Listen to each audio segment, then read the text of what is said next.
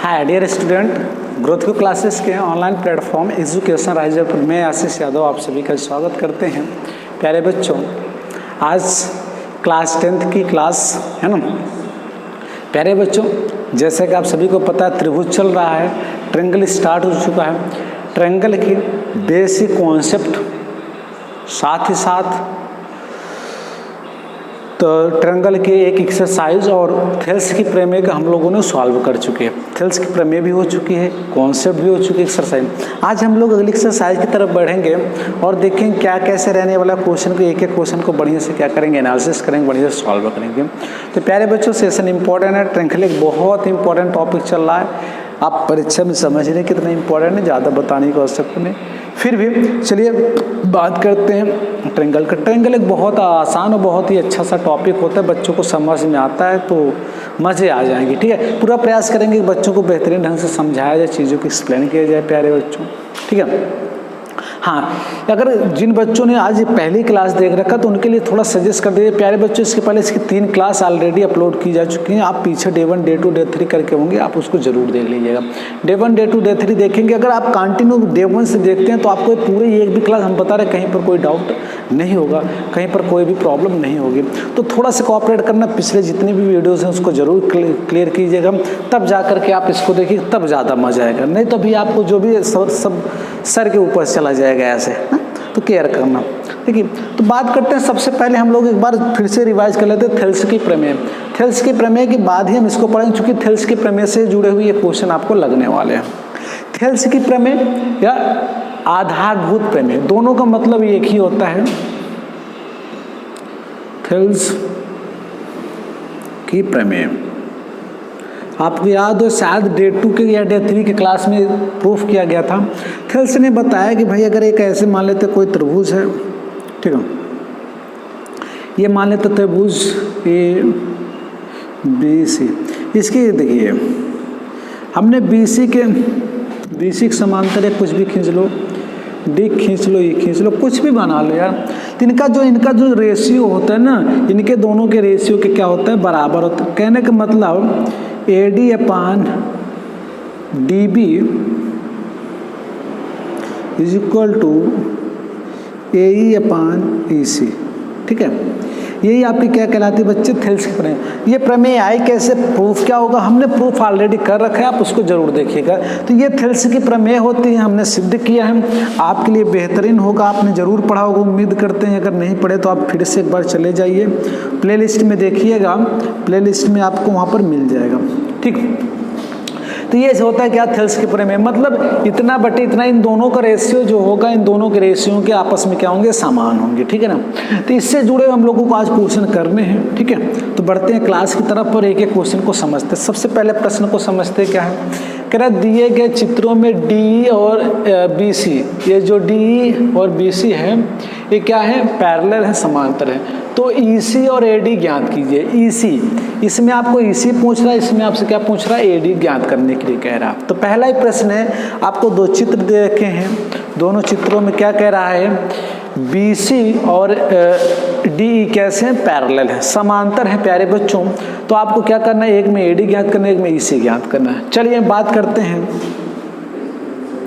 एक एक क्वेश्चन के, है ना, कैसे सॉल्व करने वाले हैं। थोड़ा सा ज्योमेट्री का पार्ट होता है, थोड़ा ज़्यादा क्वेश्चन नहीं करेंगे, कम क्वेश्चन लेंगे, छोटी क्लास लेंगे, क्योंकि उतना छोटे को बेहतर बनाने का प्रयास, क्योंकि बच्चों को रियली बता रहा हूँ, ट्रायंगल ज़्यादातर बच्चों को बहुत टफ लगता है, और प्रयास करेंगे एक एक चीज़ों को बढ़िया से तोड़ के आपको एक्सप्लेन किया जाए, समझाया जाए। देखिएगा, अगर हम पहले की फर्स्ट पार्ट की बात कर रहा हूँ, इसका पहले एक फिगर ड्रा कर लिया जाए।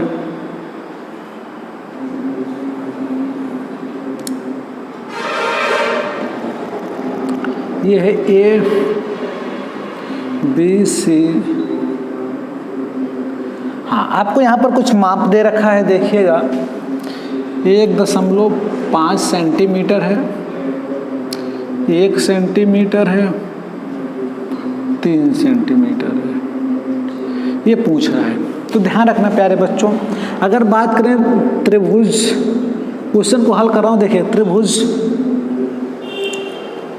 ABC में चाहे आप आधारभूत प्रमेय लिख लो, चाहे थेल्स की प्रमेय, दोनों बातें एक ही होंगी। थेल्स की, अच्छा एक लाइन और लिखेंगे, देखिएगा थोड़ा सा ऊपर लिख रहे हैं, चूंकि BC पैरेलल DE है ना, ये दोनों आपस में समांतर दिया गया है, इसमें थेल्स की प्रमेय से, चलिए थेल्स की प्रमेय लगा रहा हूँ बच्चे, देखना क्या होता है थेल्स की प्रमेय। इन दोनों भुजाओं का अनुपात इन दोनों भुजाओं के अनुपात के बराबर होगा, तो AD upon DB is equal to AE upon EC, ये होता है। ठीक, आराम आराम से समझ सकते एकदम बिल्कुल, ये तो प्रमेय ही है। अब देखना यहाँ पर सबके मान रख लो, इसके मान कितना है 1.5, इसका मान 3, इसका मान 1। आपको क्या पूछ रहा है, EC पूछ रहा है, EC, इसका इधर गुणा हो जाएगा, इसका इधर 3 गुणा कराइए, तो EC बराबर देखिए 3 एकन्नम 3, ये है इधर चलाएगा तो नीचे 1.5, तो EC बराबर भाई 15 दूनी 30, तो 2 आएगा। सेंटीमीटर में सब है तो ये भी सेंटीमीटर में आएगा। ठीक, इस तरीके से आपके पहले सब प्रश्न का क्या निकल गया प्यारे बच्चों, उत्तर निकल गया। बात समझ में आई? आसानी से कोई दिक्कत हो तो जरूर इन्फॉर्म कीजिएगा। चीज़ें बेहतर लग रही हैं, आसानी से समझ में आ रहे सबको? ठीक है, तो चलिए अगले क्वेश्चन है, इसी का अगला क्वेश्चन लेते हैं। फिगर लगभग सेम है, थोड़ा सा टेढ़ा मेढ़ा, अपना अपनी रिकॉर्डिंग बना लेना। ये क्लियर हो गया ना, मिटा दें इसको। चलिए तो बात करते हैं इसी के दूसरे क्वेश्चन की तरफ। इसका दूसरा क्वेश्चन कैसे सॉल्व आउट किया जाएगा। फिगर को हम यही रहने देते हैं और फिगर से कोई ज़्यादा लेना देना नहीं है, यहाँ पर केवल वैल्यू चेंज करना है हम लोगों को। इसका सेकंड, ये तो फर्स्ट हो गया भाई, अब बात सेकंड की होगी। सेकंड में देखिएगा क्या क्या दे रखा है, 7.2 दिया है, 5.4 दिया है, 1.8 दिया है। चलिए आते हैं, बात करते हैं। यहाँ से AD आपको निकालना भी है। DB कितना होगा 7.2, 1.8 और 5.4। वैसे सिंपल देखा तो 18 तिहाई 54, तो आप ऐसे रहने दीजिए। AD बराबर 72 एकन्नम बटे 3। अब देखो कितना 3 होगा बताइए, कितना तिया भाई 3 दूनी 3, 24 तिया 72, कितना एक अंक पे दशमलव था, दशमलव लगा दीजिए। AD बराबर कितना आ गया 2.4 सेंटीमीटर। ठीक, तो यह था, ये तरीका था थेल्स की प्रमेय से, जिसके माध्यम से हमने पहले के दोनों प्रश्नों को क्या किया प्यारे बच्चों, हल किया। आई होप चीज़ें आपको बेहतरीन लग रही होंगी, आसान होंगी, बहुत आसान, रियली बता रहा हूँ बहुत आसान। बस ट्रायंगल के कॉन्सेप्ट याद रखना, और कॉन्सेप्ट हमने इतना रटाया आपको ना, रियली आपने एक बार देखे तो पहले क्लास को, फिर देखिए कितना मज़ा आता है। कॉन्सेप्ट अगर ढंग से तैयार रहा ना तो क्वेश्चन में कभी भी दिक्कत नहीं आने वाली। ठीक, चलिए बढ़ते हैं अगले क्वेश्चन। क्लियर हो गया, मिटाते हैं, अगले क्वेश्चन को बनाते हैं। पहले का दोनों पार्ट क्लियर हो गए, और इसमें के कोई भी क्वेश्चन टेक आउट नहीं कर रहे हैं, टोटली क्वेश्चन सॉल्व कर रहे हैं, क्योंकि बच्चों को कहीं पर भी कठिनाई ना हो, है ना। न्यूमेरिकल वैल्यू रहती तो आसान होता, थ्योरेटिकल वैल्यू में थोड़े से कठिन होता है भाई यहाँ पर बच्चों के लिए। चलिए अगले क्वेश्चन की तरफ बढ़ते हैं। देखिए इसका दूसरा क्वेश्चन क्या कह रहा है, प्रश्न को पढ़ना पड़ेगा। कह रहा है किसी त्रिभुज PQR की भुजाओं PQ और PR के बिंदुओं E और F स्थित हैं, प्रत्येक स्थिति के लिए बताइए ... एंड ... है ना, समझना। एक त्रिभुज PQR है, तो सबसे पहले आप एक बढ़िया सा त्रिभुज बना लो यार। हमने एक त्रिभुज बना लिया, क्या आप थोड़ा सा अच्छा बनाइए, बड़ा बनाइए, वैसे हमारा भी अच्छा ही है, PQR, ठीक है ना। PQ और PR पर बिंदु, एक PQ और PR पर एक बिंदु, यहाँ पर क्या है बच्चे E है, क्या है, और यहाँ पर क्या है F है। ठीक है, तो अगर इसको दोनों को मिलाएंगे तो ऐसे बन जाएगा। ठीक है, बात समझ में आ रही। अब आगे कह रहा है क्या प्रत्येक स्थिति के लिए EF और QR, EF और QR क्या ये दोनों पैरेलल होंगी, समांतर होंगी, आपको बताना है। देखिए अलग अलग नाप दे रखा है, अलग अलग नाप के लिए हमें बताना अलग अलग नाप के लिए क्या है पैरेलल होगा कि नहीं। पहला, अच्छा अगर यहाँ से थेल्स की प्रमेय लगाया जाए तो आप क्या कहेंगे बताइए। P/EQ, पहले वाली भुजाओं के जो रेशियो होंगे सेम, PF = FR, है ना, ये बनेगा थेल्स की प्रमेय से। अब यहाँ से पहले से वैल्यू उठा के रखिए, ये पहले के लिए कर रहा हूँ भाई, किसके लिए, पहले, दूसरे का पहला। देखिए P का मान कितना दिया 3.9, 3.9 बटे EQ का मान 3 बराबर, वहाँ से करेंगे 3.6 और 2.4, यही है FR 2.4, देख लेना भाई सही है। एक बार मान चेक कर लें भाई, मान में डाउट होगा तो दिक्कत हो जाएगी हम लोगों के लिए। क्या क्या था वैल्यू तो एक बार चेक लेते हैं। 3.9, 3, 3.6, 2.4। चलिए बात करते हैं, ठीक।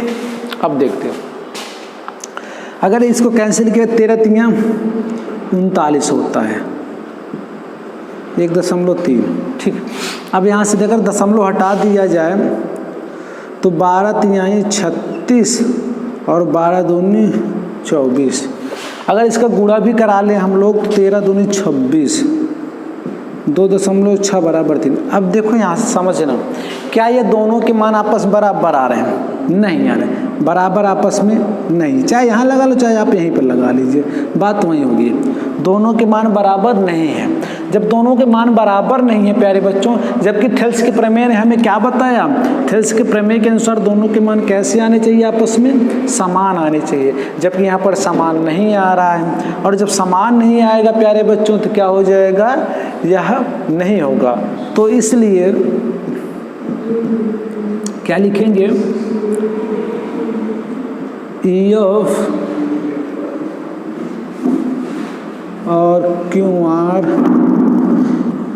नहीं है, EF और QR समांतर नहीं है, ठीक। अगर यहीं पर बराबर आ जाता प्यारे बच्चों तो दोनों कैसे होते, समांतर होते। बात समझ में आ रही, ये चीज़ें भी आई होप क्लियर हुई होंगी। बढ़ते हैं इसी के अगले पार्ट पर, इसी का अगला पार्ट, इसी का जो दूसरा होगा देखिए, इसी का दूसरा, ये हो गया। चलिए दूसरा देख लेते हैं, ठीक, ये हो गया। फिगर सेम रहेगा, केवल इसकी वैल्यू चेंज होती जाएंगी। अब इसका जब दूसरा करेंगे, दूसरा के लिए ये देखिएगा, P बराबर कितना है, P बराबर 4, EQ देखिए, क्यों ये EQ एक ही बात होगी, कितना होगा 4.5 बराबर कितना है 8 बटे कितना 9, ठीक है। अब देखो ये बराबर ही नहीं, अगर इसका दुगना करोगे तो कितना आएगा 8, इसका दुगना करोगे 9, तो ये दोनों कैसे हैं भैया, बराबर। अगर यहाँ पे आपको बराबर ना लग रहा है तो आप इसको और आसान कर सकते हैं, इसको कर दिए 2 से गुणा, वो नीचे, अब तो आसान हो गया, ठीक। हाँ तो इसलिए ना, इसलिए क्या होगा, क्या है, EF पैरेलल QR, ये पैरेलल है भाई, दोनों के मान बराबर आ गए तो समांतर हो गया, ठीक है। अगर बराबर ना होते तो क्या होते, समांतर नहीं होते। चीज़ें समझ में आ रही है आप सभी को आसानी से। बहुत छोटा सा आसान प्रश्न है तो हमने कहा क्लियर करते, बिल्कुल आसान एकदम नॉर्मल वे में क्लियर कर रहा हूँ। मिटा दे इसको, लिख लिया। चलिए इसी का तीसरा क्वेश्चन देखिएगा, तीसरा देखते हैं क्या होगा इसका। अगर बात तीसरे की करें तो PQ कितना दे रखा है, PQ देखिए यहाँ पर इस पूरे को दे रखा है भाई, थोड़ा सा गलत दे रखा है क्या, 1 मिनट साथ लिखे गलत होंगे। PQ 1.28 PR PE चलिए PE इतना दे रखा, देखिए पूरा दे रखा है 1.28। देखिए आप थोड़ा समझ लेना, PQ है और P है।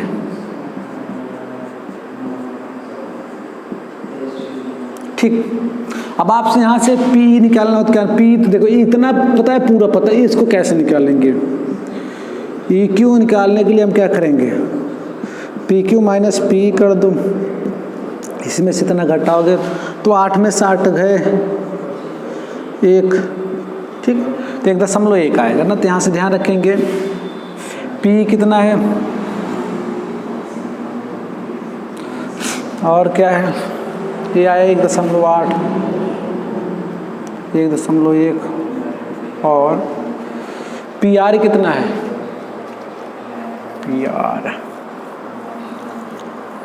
PR कितना है, पूरा दे रखा है। PF कितना है, PF है, अब देखो 2.5 में से उसी प्रकार 2.5 ना,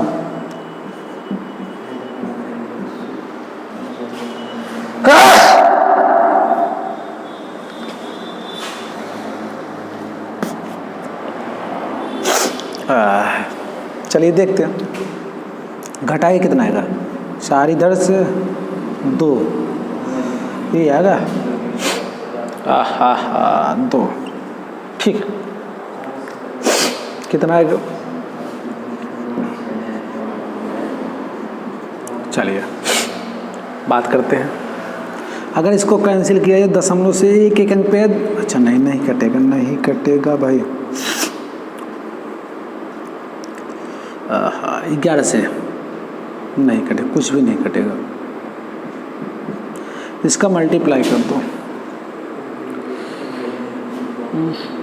अगर 2 अंक का दशमलव हटाए तो यहाँ पर हटेगा 0 हो जाएगा,